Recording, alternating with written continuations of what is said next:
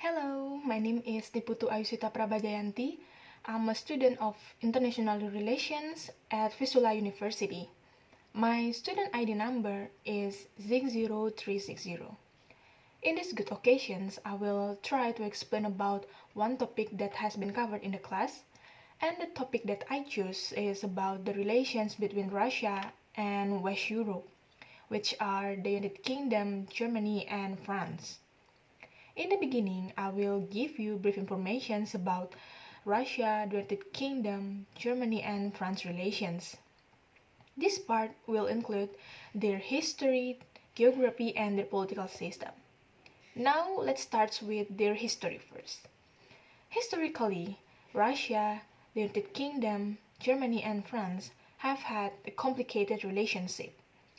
During Napoleonic Wars, we can see Russia, the United Kingdom or Britain before, and Germany or before West Prussia were strong allies in military and trading partners. The same can be viewed during the First World War era, where we can see France, Russia, and Britain were allies. But after the Bolshevik revolutions and the assassinations of the last Tsar Nicholas II, the relations between these four countries began to fall apart. And then their geography. Geographically, these four countries are located in Europe. Well, except Russia, which is a little bit complicated because 70% of its territory or area located in Asia, but the capital city of Moscow is located in Europe. And then their political system are of course changed like many others. Let's talk about Germany first. Germany was not a federal republic of Germany as it's known today. It was Prussia then with the unifications of German states in 1871 by Otto von Bismarck, and it was known as the German Empire. Then after they lost in the First World War, the German Empire was dissolved in 1918 and became what was known as the Weimar Republic. But it changed again to Nazi Germany until it got dissolved again due to the Second World War. They lost and split into two parts of Germany, which were the West Germany and the East Germany. In 1989, when the Berlin Wall fell down, it was the beginning of Germany to known as the Federal Republics of Germany until today. When Germany went through many changes in their political system, France, on the other hand, was known as a republic for times, and it starts at 1792. But it changed to other political system due to turmoil and wars in the continent up, until it became what was known as France or the Republics of France. Unlike Germany and France, the United Kingdom, or before was Britain, was an empire in the past, until their colonies became independent states, and now using constitutional monarchy as their political system. And the last is Russia. Russia was also an empire in the past. In fact, that Tsar Nicholas II of Russia, King George V of Britain, and Kaiser Wilhelm II of Germany were cousins. So it was an empire in the beginning until the Bolshevik came to power and it changed to the Soviet Union. But the Soviet Union collapsed in 1991 and became what was known as Russia or the Russian Federation until now. Then after you know the brief information about the relation between those four countries, it's time to move to background on the conflicts between those four countries.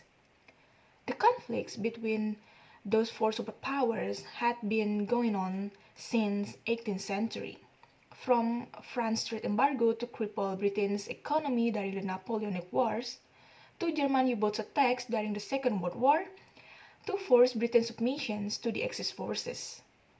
And now we have Russia's invasions of Ukraine, which actually already began from 2014, where Russia has successfully annexed Crimea.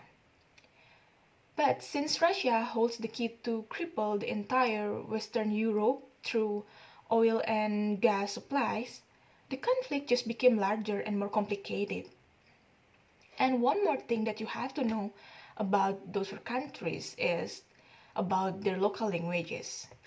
Languages between these four countries are also different from each other. France obviously influenced by their ancestor from the Roman Empire, who were using Latin alphabets, which evolved during times and became France. The United Kingdom and Germany are also using Latin alphabets, while their languages are different from each others. And the last is Russia. Russia, on the other hand, using Cyrillic alphabets. Then, now after you get all the informations about those four countries, like their history, geography, political system, and backgrounds of the conflicts, let's bring those informations to see their positions regarding the conflict that began recently, which is Russia-Ukraine war. So the West and the East Europe has always been incompatible with each other ever since the Russian Empire fall. Indifference in ideology and how the East managed things such as in human rights sections where civilian casualties are normal due to famines or any other causes except war. And what is the argument regarding the conflicts? The argument is how Russia justifying its attacks on other sovereign states' territory. They spread propaganda or what we call as fake news, like telling their people that there is no war in Ukraine, it is just a special military operations. Were NATO viewed by many also provoking Russia by installing new ballistic missile silos closer to Russia territory. These two arguments can be viewed as what we call he said, she said case, or conflicting reports from two different parties. We can also discuss about the positions of the United Nations international law in this conflict.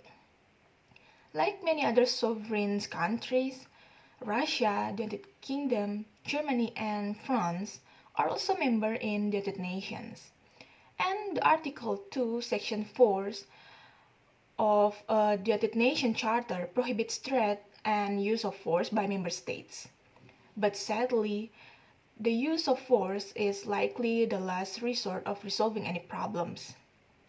The latest conflicts between West Europe and Russia is Russia's aggressions to Ukraine. 2022, Russia's aggressions of Ukraine violate international law, including the Charter of the United Nations, and constitute a crime of aggressions in international criminal law. The United Nations Human Rights Council has established a commission of inquiry into Russian aggressions against Ukraine. The General Assembly can also vote to suspend Russia's memberships on the United Nations Human Rights Councils. Next, we can discuss the positions of superpowers and regional powers in these conflicts. First, the superpowers. These three countries, United Kingdom, Germany, and France, are members in NATO or North Atlantic Treaty Organizations or North Atlantic Alliance. It is a military alliance formed by the United States, Canada, and several Western European countries to ensure security against the Soviet Union in 1949, where it is pretty obvious who they are supporting in these conflicts. They began supplying the Ukraine military support with weapons and humanitarian aids since the beginning of the aggressions. Why? Because Russia's aggressions is unprovoked attack. At least this is what NATO believes. Russia, on the other hand, got all the support for the attacks from the ex-Soviet states, mainly because Russia influence there is still high. Russia and Iran are also a strategic ally, where we can guess who Iran supporting in these conflicts. And we also have China. But China is in complicated positions, which so far has declared neutral in these conflicts.